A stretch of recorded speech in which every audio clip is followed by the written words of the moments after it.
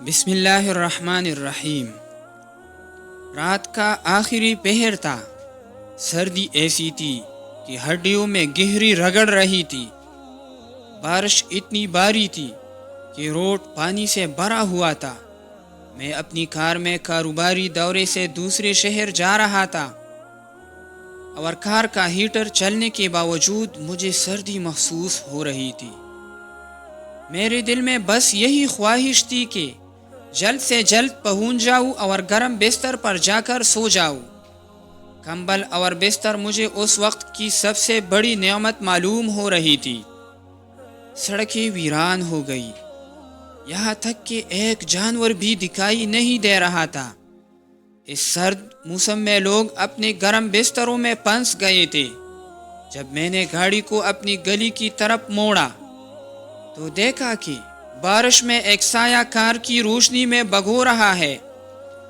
بارش سے بچنے کے لیے اس نے سر پر پلاسٹک کی تیلی کی طرح کچھ رکھ دیا تھا اور وہ گلی میں کھڑے پانی سے بچتے ہوئے آہستہ آہستہ چل رہا تھا۔ میں حیران تھا کہ کوئی اس حالت میں بھی نکل سکتا ہے، اور مجھے اس کے لیے افسوس ہوا کہ پتہ نہیں کس مجبوری نے اسے مجبور کیا ہے۔ تب اس نے مجھے بارش میں گاڑی سے باہر نکلنے پر مجبور کیا۔ میں نے گاڑی اس کے قریب روکی اور شیشہ نیچے کیا اور اس سے پوچھا، تم کہاں جا رہے ہو؟ مجھے چھوڑ دو، اس نے میری طرف دیکھتے ہوئے کہا۔ شکریہ بھائی، میں ابھی یہاں جا رہا ہوں، لہٰذا میں پیدل جاؤں گا۔ میں نے متجسس لہجے میں پوچھا، اب تم کہاں جا رہے ہو؟ اس نے بڑی سنجیدگی سے جواب دیا، مسجد۔ میں نے حیرت سے پوچھا، اس وقت آپ مسجد میں کیا کرنے جا رہے ہو؟ اس نے کہا، میں اس مسجد کا مؤذن ہوں اور میں فجر کال دینے مسجد جا رہا ہوں۔ یہ کہتے ہوئے وہ اپنے راستے میں چلا گیا اور میں ایک نئی سوچ میں کھو گیا۔ کیا ہم نے کبھی سوچا ہے کہ شدید سردی کی رات میں کون ہے جو اپنے وقت میں اللہ کی پکار پر آواز اٹھاتا ہے؟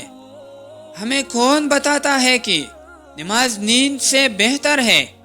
کون اعلان کرتا ہے کہ دعا کے لیے آؤ، کامیابی کے لیے آؤ، اور اسے اس کامیابی پر کتنا اعتماد ہے کہ نہ تو سردی اور نہ ہی بارش اس کو اس فرض ادا کرنے سے روک سکتی ہے۔